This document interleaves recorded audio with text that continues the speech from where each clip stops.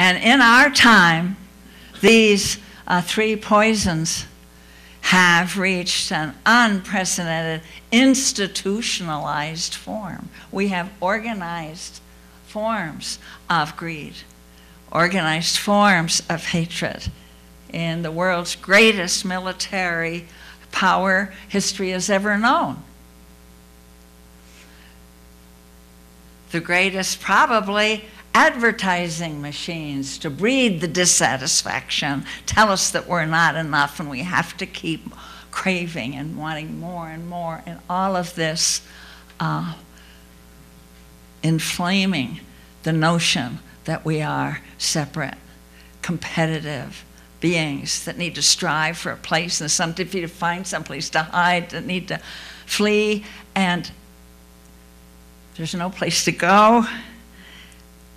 And so we see that the way we're organized, the way our political economy today is organized, kind of combines all of those in what I like the term the industrial growth society. That's a term I borrowed from a Norwegian deep ecologist, Sigmund Kvaløy, and I like that middle term. Of course, it's driven by industrial power, but that fatal word is growth. It's a political economy that is pursued and pursues the fiction that something can keep materially growing in a finite world. And what is it that grows, of course? Is it health? Is it wisdom that we're trying to grow? But one factor only: corporate profit.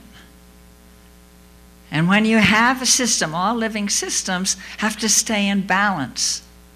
And when you try to maximize just one variable, in this case, corporate profits, everything else is subordinate to that, then it automatically throws the system out of balance and increasingly out of balance, so that our economy is seen as a runaway economy, or as David Korten, the economist, calls it, a suicide economy. So it's a perfect illustration, in a way, of the second noble truth, that our dukkha can be found in the greed, hatred, and delusion. And then here comes, in case you're beginning to feel hopeless, ta-da! Here comes the third noble truth. Phew. Third noble truth is your suffering can cease. Oh. Yeah, it's the cessation of suffering, that you can break free. That these are attitudes, that's not who you really are. What you really are is a fountain of life, as it says in the poem, I flow, I be in this earth, and that's my true nature. That's the mystery at the crossroads of the senses. It's the meaning discovered there, to use Rilke's words. And we can break free of the delusions and the habits of the industrial growth society, or as David Korten would call it, the suicide economy.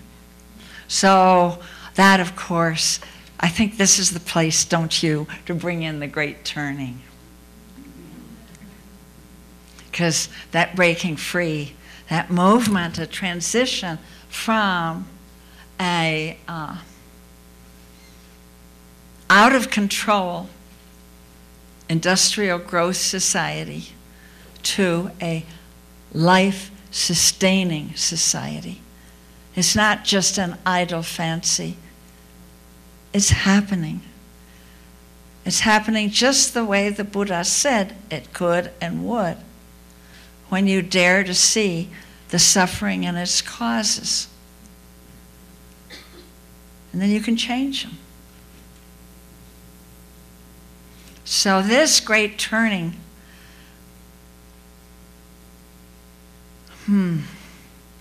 so much to say about it, and I can't spend all day, but I want to say that one way, as we were talking about it in here and in my books, that this transition to a sustainable world, sustainable way of living, is the third major revolution of our story as humans, the third revolution we know about.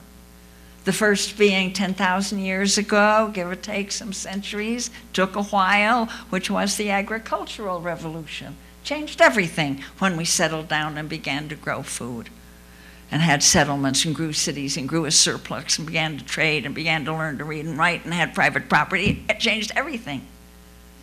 Huge change.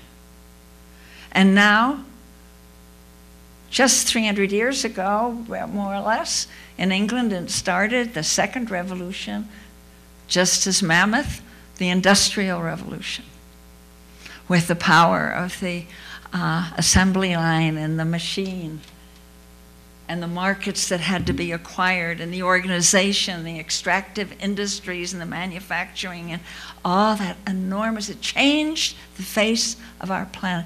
Everything that I mentioned at the beginning, the faces of our dukkha, are faces of this out of control industrial system.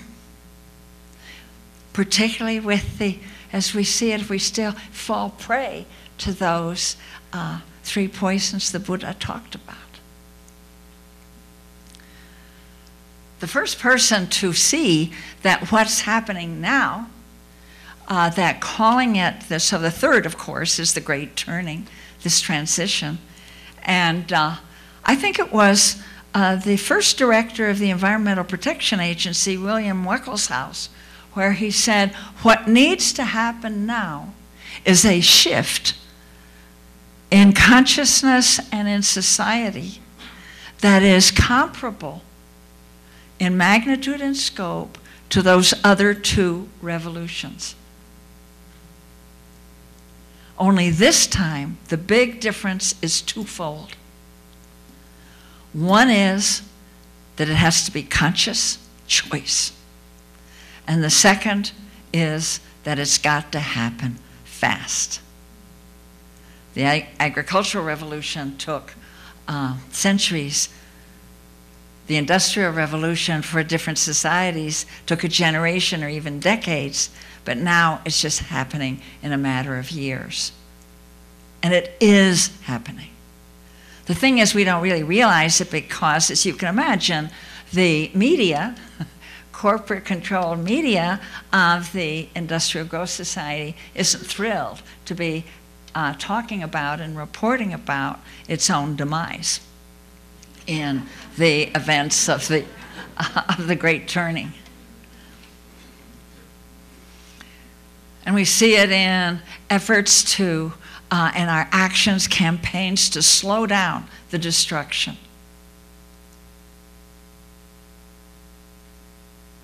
By political activity, by Endangered Species Act, by legislation, by Clean Water Act, by tree sitting, by all actions to protect life and slow down, to save ecosystems, save lives.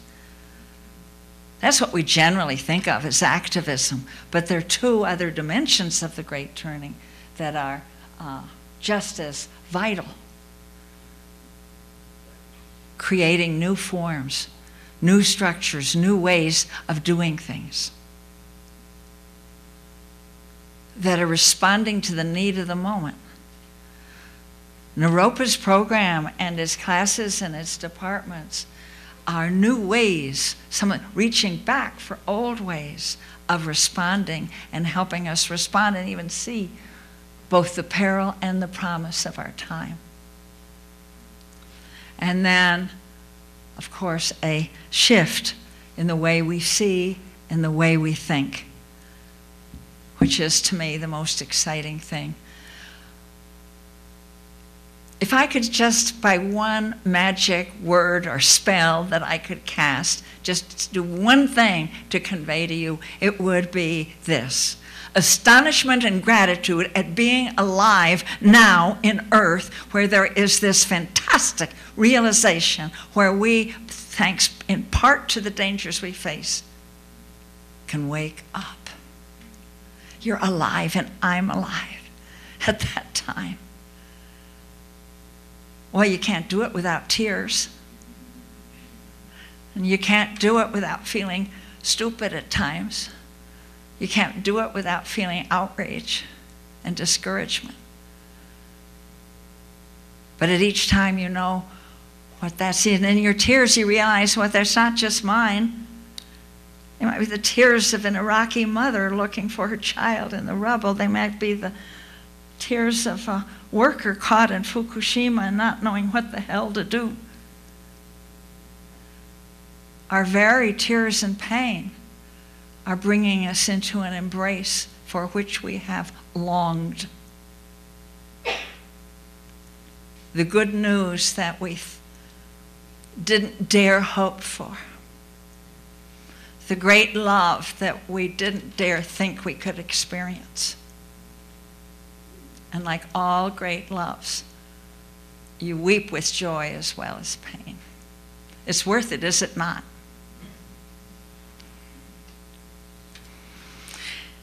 And this uncertainty in that, in this great turning. And I loved yesterday seeing day before, anyway, whenever. I've been here years. The new film about Trungpa Rinpoche, the documentary, Crazy Wisdom, and how he stressed uncertainty. And he was always trying to catch people off guard, as was his teacher, Khenpo, I can't remember. Thank you. And so he wanted to shake us, to free us from being too comfortable and certain, free us from the conventional, free us from the normal in our customs and mores. Yep, he did. Now there's a next chapter to that for us here in Naropa and in our lives around the country. We're freeing ourselves from the normal in socio-political terms. We're freeing ourselves from the industrial growth trance. Because there's almost more of a trance than a system.